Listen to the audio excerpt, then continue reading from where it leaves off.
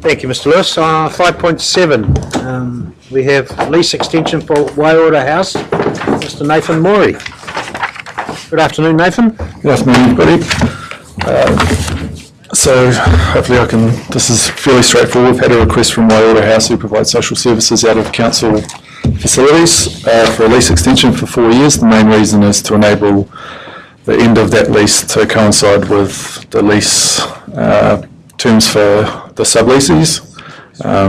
So yeah, just like your approval on that. I'm aware that there are some other things in the background, but the lease would be structured in such a way that it would take care of any possibilities in the future if you chose to change providers or anything like that. All right, thanks, Nathan. Any queries of Nathan? Pretty straightforward there, at least. Councillor Ackland? It's fairly straightforward, Your Worship, but I just wonder why it's only for 4 years when on the next item we've got one for over 30 years, and we're not going to get rid of Waiora House. So Waiora House only asked for a 4-year extension in their letter. What was the initial lease for time? I don't know. Current lease. The original lease was 11 years. Yeah. It just sort of, it's a community facility that we're not going to get rid of. And why don't we give them a 25-year lease? I don't know. Current lease 2007. 11 years. It's interesting they only asked for 4. Yeah, that was so it would coincide with the terms of their subleases. Oh, okay. In there. That's a timing thing. They've got their own lease needs plus your own program going forward. It just. I don't think it signals no way closing it down as a facility unless it's like Hope not.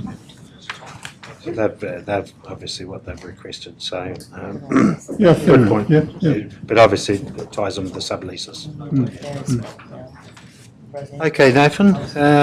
Any other questions or queries on that? Actually, while we're on it, I see Johnny read here. The leases up at AC Bargs Avenue. Are they all been?